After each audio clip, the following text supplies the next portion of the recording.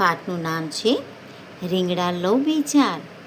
આ છે ભટ્ટાણી અને આ છે દલ્લા તરવાડી. એક હતા દલ્લા તરવાડી. તેની પત્નીને રીંગણા બહુ ભાવે. એકવાર તરવાડીને તેની પત્નીએ કહ્યું કે તરવાડી એ તરવાડી. દલ્લો તરવાડી કહે, શું કહો છો ભટ્ટાણી? મને રીંગણા ખાવાનું બહુ મન થયું છે, રીંગણા લાવી આપો ને. તરવાડી કહે, ઠીક છે. તરવાડી તો પોતાની પત્નીએ રીંગણા ખાવાનું મન થયું છે એટલે પોતે તો થેલી લઈ ને તો રીંગણા શોધવા નીકળી ગયા. તો ત્યાં તમે જોશો બીજા ચિત્રની અંદર કે તરવાડી છે એક નદી કાંઠે જાય છે. તો ત્યાં એક વાડી હોય છે. ત્યાં વાડીની અંદર એક બહુ સરસ મજાના રીંગણા થઈ ગયેલા હોય છે. એ જોઈને તો તરવાડી તો ખૂબ ખુશ થઈ જાય છે કે અરે વાહ ભાઈ, મારી પત્નીને આ રીંગણા તો ખૂબ ભાવશે. પણ થોડીક વાર વિચારવા પડી ગયું કે ભાઈ વાડી મારી નથી, વાડી કોકની છે અને વાડીના માલિક પણ હાજર નથી. તો મારે માલિકને પૂછ્યા વગર કેમ જાઉં?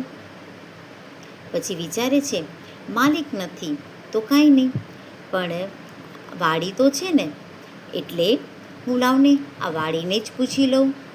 વાડીને પૂછી અને દલ્લો કહે વાડીનો માલિક તો નથી, તો સારું હું આ વાડીને જ પૂછી લઉં. વાડી રે ભાઈ વાડી. પણ વાડી થોડી બોલે, એટલે તો દલ્લો જ જાતે બોલે, શું કહું છું દલ્લા તરવાડી? ત્રીજા ચિત્રની અંદર તમને જોવા મળશે કે દલ્લો તો કહે છે રીંગણા લઉં બે ચાર. ફરી વાડી ન બોલી એટલે વાડીને બદલે દલ્લો જ કહે લો ને 10-12. દલ્લો તરવાડી તો રીંગણા લઈ લીધા અરે ઘરે જઈને પોતાની પત્નીને આપ્યા અને પત્ની તો ખૂબ ખુશ થઈ ગઈ અને ખૂબ સરસ શાક બનાવ્યું, મજાનો સરસ ઓળો બનાવ્યો. અરે તાજા રીંગણા હોય તો એનો ઓળો તો કેટલો સુંદર બને અને ખૂબ સ્વાદિષ્ટ બન્યો. એ જોઈ ને તેની પત્નીએ ફરી દલ્લાને કહ્યું કે દલ્લા તરવાડી, તમે જે રીંગણા લાવ્યા હતા ને એ રીંગણા મને બહુ ભાવ્યા. ફરી તમે જાઓ અને મારે એ જ રીંગણા ખાવા છે. વાડીમાં રીંગણા ઓછા થવા લાગ્યા એટલે વાડીના માલિકને ચિંતા થઈ કે ભાઈ આ વાડીમાં કોણ આવે છે કે તો મારા રીંગણા ધીરે ધીરે ઓછા થતા જાય છે. એટલે એક સાંજે માલિક છે વર્ષરામ ભુવો તેનું નામ છે, બરાબર. તો જ્યારે દલ્લા તરવાડી વાડીની અંદર ગયા તો એ વર્ષરામ ભુવો બધું એક ઝાડની પાછળ સાંભળતા હતા અને દલ્લા તરવાડી આવે છે અને કહે છે વાડીને બદલે સાંજ પડી એટલે વાડીનો માલિક ઝાડ પાછળ સંતાઈ ગયો. ત્યાં તરવાડી બોલ્યો વાડી રે ભાઈ વાડી. વાડીને બદલે દલ્લો કહે શું કહો છો દલ્લા તરવાડી? દલ્લો કહે રીંગણા લઉં બે ચાર.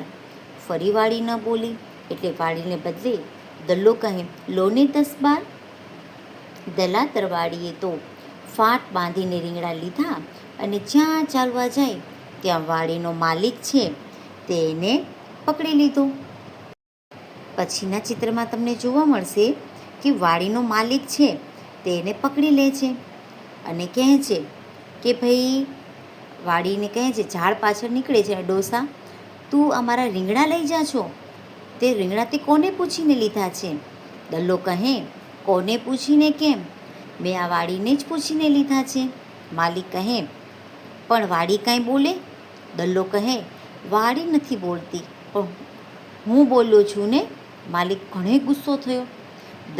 દલ્લા તરવાડીને ઝાડી એક કૂવા પાસે લઈ ગયા અને કૂવામાં એને એક દોરડું બાંધી દીધું અને કૂવામાં ઉતાર્યા. પછી માલિક, જેનું નામ શું છે વર્ષરામ ભુવો, તેણે બોલ્યો કૂવા રે ભાઈ કૂવા. કૂવાને બદલે વર્ષરામ કહે શું કહો છો ભુવા? વર્ષરામ કહે ડબકા ખવડાવું બે ચાર. કૂવાને બદલે વર્ષરામ બોલ્યો ખવડાવને ભાઈ 10-12.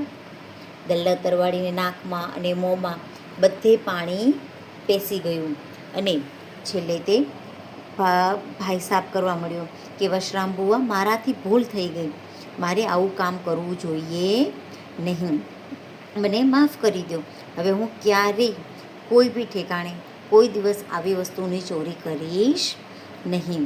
એટલે પછી વશરામ એને છોડી દે છે અને દલ્લા તરવાડીને એનું ભૂલનું પ્રાયશ્ચિત પણ થઈ જાય છે અને ક્યારેય હવે આવી ભૂલ ન કરવાની તે વિનંતી કરે છે કે હવે હું ક્યારેય આવી ભૂલ નહીં કરું, ક્યારેય કોઈની વાડીમાંથી હું આવી રીતના રીંગણા નહીં ચોરું.